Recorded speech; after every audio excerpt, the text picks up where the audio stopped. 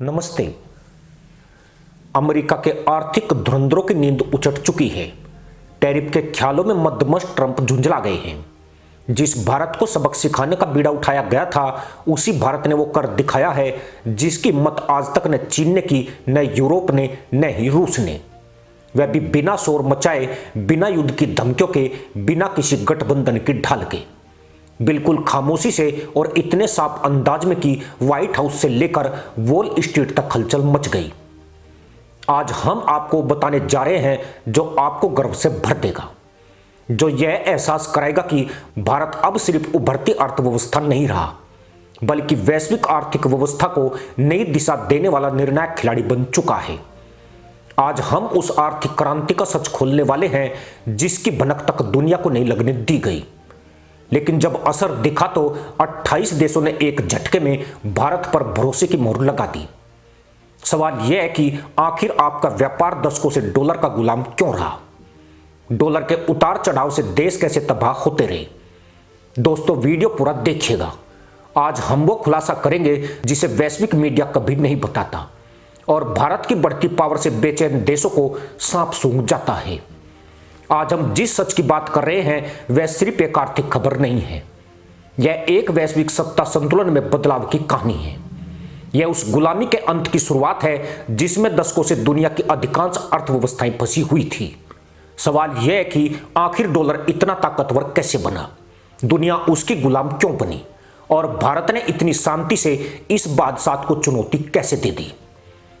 द्वितीय विश्व युद्ध के बाद दुनिया ने एक ऐसी व्यवस्था अपनाई जिसमें डॉलर को केंद्र में रखा गया।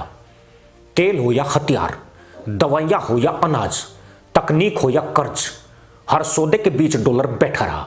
धीरे धीरे डॉलर सिर्फ एक मुद्रा नहीं रहा, बल्कि शक्ति का प्रतीक बन गया। जिस देश के पास डॉलर था वही सुरक्षित था। जिस देश के पास डॉलर की कमी हुई उसकी अर्थव्यवस्था हिल गई। एशिया, अफ्रीका और लैटिन अमेरिका के दर्जनों देश सिर्फ इसलिए संकट में पड़े क्योंकि उनकी नीतियां नहीं बल्कि डॉलर की चाल तय करती थी कि उनकी मुद्रा गिरेगी या बचेगी। अमेरिका जब ब्याज दर बढ़ाता था तो दुनिया के आधे देशों की अर्थव्यवस्थाएं कांप जाती थी। यही डॉलर की बादशाह थी और यही वैश्विक आर्थिक गुलामी थी। भारत ने इस सच्चाई को बहुत पहले समझ लिया था, इसलिए आज जो हो रहा है वह किसी एक सरकार का तत्कालिक फैसला नहीं बल्कि एक दीर्घकालिक रणनीति का परिणाम है। भारत ने अंतर्राष्ट्रीय व्यापार में रुपए के उपयोग को बढ़ावा देने के लिए वो ढांचा खड़ा किया जिसे वोस्ट्रो और नोस्ट्रो अकाउंट सिस्टम कहा जाता है। सरल शब्दों में कहे तो अब विदेशी बैंक भारत में रुपए में खाते खोल रहे हैं। इन खातों के जरिए वे सीधे भारत के साथ व्यापार कर सकते हैं बिना डॉलर को बीच में लाए। यह एक समांतर वित्तीय हाईवे है जिस पर न अमेरिका टोल टैक्स है, न डॉलर की रुकावट, न स्विफ्ट जैसी प्रणालियों की धमकी। इसका असर धीरे धीरे लेकिन गहराई से दिखने लगा। रूस से तेल रुपयों में आने लगा। ईरान के साथ भुगतान के वैकल्पिक रास्ते खुले। श्रीलंका, बांग्लादेश, नेपाल और भूटान जैसे देशों को डॉलर संकट से राहत मिली। इसके बाद संयुक्त अरब अमीरात, सऊदी अरब और ओमान जैसे ऊर्जा दिग्गजों ने भी इस मॉडल को गंभीरता से देखना शुरू किया। अफ्रीका के केन्या, तंजानिया, मॉरिशस और एशिया के मलेशिया, इंडोनेशिया और थाईलैंड तक संदेश साफ चला गया। भारत के साथ व्यापार अब सस्ता है, तेज है और राजनीतिक दबाव से काफी हद तक मुक्त है। यही वजह है कि आज कुल 28 देश इस व्यवस्था पर सहमत हो चुके हैं। यह कोई कूटनीतिक बयानबाजी नहीं है, यह जमीन पर लागू हो चुकी व्यवस्था है। भारतीय रिजर्व बैंक द्वारा शुरू किए गए रुपया वोस्ट्रो अकाउंट मैकेनिज्म के तहत इन देशों के बैंक भारत में रुपए में खाते खोल रहे हैं। इसका सीधा असर यह हुआ कि दवाइयों, अनाज, मशीनरी, ऑटो पार्ट्स, टेक्सटाइल और यहां तक कि ऊर्जा से जुड़े सौदे भी अब डॉलर के बिना हो रहे हैं। जब 28 देश किसी एक मुद्रा को व्यापार के लिए स्वीकार करते हैं तो वह मुद्रा केवल लेन देन का साधन नहीं रहती, वह एक सिस्टम बन जाती है। डॉलर के लिए यह सबसे खतरनाक झटका इसलिए है क्योंकि इसमें कोई खुला टकराव नहीं है, कोई युद्ध नहीं, कोई प्रतिबंध नहीं, कोई घोषणा नहीं। यह एक शांत आर्थिक घेराबंदी है। जिन देशों के पास डॉलर की भारी कमी है, जो पश्चिमी प्रतिबंधों से थक चुके हैं या जिनकी अर्थव्यवस्थाएं डॉलर की अस्थिरता से बार बार हिल चुकी है, उनके लिए भारत ने एक भरोसेमंद विकल्प खोला है। और जब ये देश रुपए में भुगतान करते हैं तो वही रुपया भारत से दोबारा सामान खरीदने में खर्च होता है। यह एक बंद आर्थिक चक्र है जिसमें डॉलर की भूमिका धीरे धीरे खत्म होती जा रही है। यही कारण है कि भारत का निर्यात उन बाजारों में तेजी से बढ़ रहा है जहां पहले भुगतान की समस्या सबसे बड़ी बाधा थी। यह सिर्फ मुद्रा नीति नहीं है, यह एक आक्रामक निर्यात रणनीति है। यहां रुपया केवल भुगतान का साधन नहीं रह जाता, बल्कि भारत की औद्योगिक ताकत का विस्तार बन जाता है। इसका सीधा मतलब है डॉलर की मांग में कटौती। जब व्यापार रुपए में होगा तो डॉलर क्यों चाहिए? जब भुगतान भारत की मुद्रा में होगा तो अमेरिकी बैंकों और वित्तीय संस्थानों की जरूरत क्यों पड़ेगी? यही सवाल आज वाशिंगटन को बेचैन कर रहा है। यही वजह है कि कभी टैरिफ की धमकियां दी जाती है, कभी दबाव बनाने की कोशिश होती है। लेकिन सच्चाई यह है कि अब यह प्रक्रिया उल्टी नहीं की जा सकती। यह जिन बोतल से बाहर आ चुका है। रुपए में व्यापार का सबसे बड़ा लाभ यह है कि लेन देन सस्ता और स्थिर हो जाता है। डॉलर में सौदे का मतलब है पहले अपनी मुद्रा को डॉलर में बदलो, फिर डॉलर से दूसरी मुद्रा में। दो बार कन्वर्जन चार्ज, समय की बर्बादी और विनिमय दर का जोखिम। रुपए में सीधा व्यापार इन तीनों समस्याओं को खत्म कर देता है। यही वजह है कि भारतीय निर्यातकों को फायदा हुआ है और आयात भी ज्यादा अनुमानित और स्थिर हुआ है। अगर आंकड़ों की बात करें तो तस्वीर और साफ होती है। साल 2000 में भारत की अर्थव्यवस्था का आकार लगभग 468 अरब डॉलर था।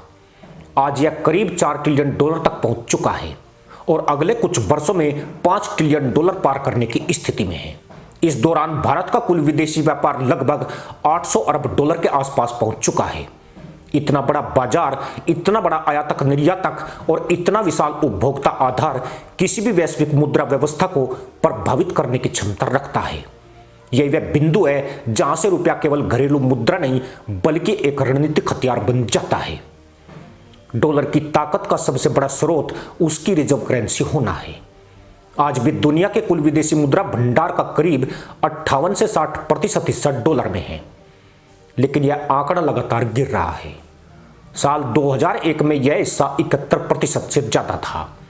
2 दशकों में 13% से अधिक की गिरावट कोई संयोग नहीं है। यह उस असंतोष का नतीजा है जो प्रतिबंधों, वित्तीय हथियारकरण और डॉलर आधारित दबाव नीति से पैदा हुआ है। जब अमेरिका ने रूस, ईरान, वेनेजुएला जैसे देशों पर आर्थिक प्रतिबंध लगाए तो दुनिया को यह संदेश मिला कि डॉलर सिर्फ व्यापार का माध्यम नहीं बल्कि राजनीतिक हथियार भी है। भारत ने इस संदेश को बहुत गंभीरता से लिया। भारत की ऊर्जा रणनीति इस बदलाव का सबसे बड़ा उदाहरण है। भारत अपनी जरूरत का लगभग 85% कच्चा तेल आयात करता है। पहले यह आयात लगभग पूरी तरह डॉलर में होता था, लेकिन रूस यूक्रेन युद्ध के बाद तस्वीर बदली।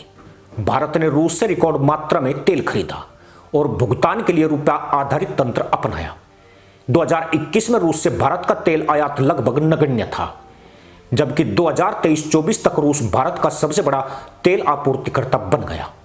यह सिर्फ सस्ता तेल खरीदने की कहानी नहीं थी, यह डॉलर को बाईपास करने का एक सफल प्रयोग था। डिजिटल भुगतान भारत का वह हथियार है जिसने दुनिया को चौंका दिया।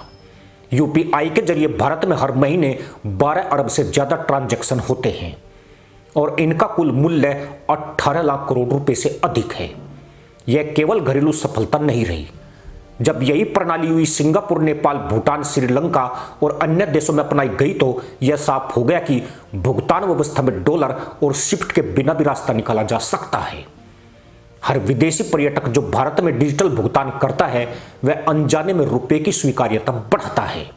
भारत का विदेशी मुद्रा भंडार इस पूरी रणनीति की रीढ़ है। 2014 में भारत का फॉरेक्स रिजर्व करीब 300 अरब डॉलर था, जो आज 700 अरब डॉलर के आसपास है। यह भंडार भारत को यह आत्मविश्वास देता है कि वह अपनी मुद्रा को स्थिर रख सके और अंतरराष्ट्रीय व्यापार में जोखिम उठा सके। किसी भी मुद्रा के अंतरराष्ट्रीयकरण की पहली शर्त यही भरोसा होता है। रुपए की शक्ति का एक और पहलू रक्षा और रणनीतिक व्यापार में दिखता है। भारत का रक्षा निर्यात 2014 में जहां करीब 686 करोड़ रुपए था, वहीं 2024 तक यह 21,000 करोड़ रुपए से ज्यादा हो चुका है। जब भारत हथियार बेचता है और भुगतान रुपए में स्वीकार करता है तो यह केवल व्यापार नहीं होता, यह मुद्रा की ताकत का खुला प्रदर्शन होता है। ब्रिक्स जैसे मंचों पर स्थानीय मुद्राओं में व्यापार को लेकर गंभीर चर्चा चल रही है। ब्रिक्स देशों का संयुक्त जीडीपी वैश्विक जीडीपी का लगभग 26% है और जनसंख्या का करीब 40%। अगर इस ब्लॉक के भीतर व्यापार का बड़ा हिस्सा डॉलर से बाहर जाता है तो इसका असर पूरी वैश्विक वित्तीय व्यवस्था पर पड़ेगा। भारत इस समूह में सबसे संतुलित, स्थिर और भरोसेमंद अर्थव्यवस्था के रूप में उभर रहा है। आलोचक कहते हैं कि रुपया अभी पूरी तरह परिवर्तनीय नहीं है। भारत का पूंजी बाजार नियंत्रित है और विदेशी निवेशक अभी भी डॉलर को सुरक्षित मानते हैं। यह तर्क पूरी तरह गलत नहीं है, लेकिन अधूरे जरूर हैं। कोई भी मुद्रा एक दिन में वैश्विक नहीं बनती। डॉलर को भी यह मुकाम पाने में लगभग आधी सदी लगी थी।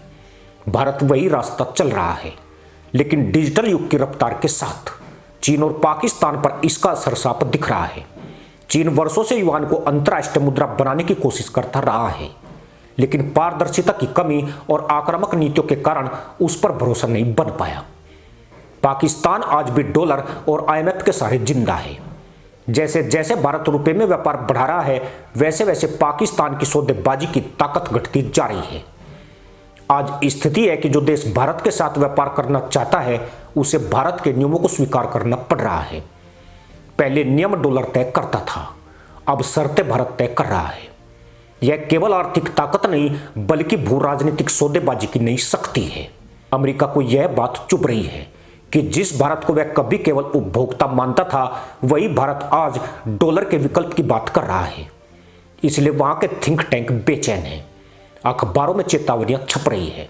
लेकिन भारत के लिए यह सिर्फ शुरुआत है। यह डॉलर विरोधी युद्ध नहीं, बल्कि आत्मनिर्भरता की घोषणा है।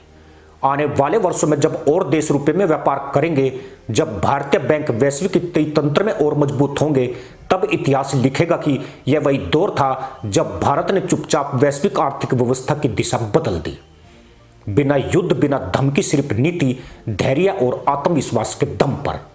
यही असली शक्ति है, यही नया भारत है और यही वह सच है जिस पर आज हर भारतीय को गर्व होना चाहिए। इसी के साथ अनुमति दोस्तों, जय हिंद, वंदे मातरम।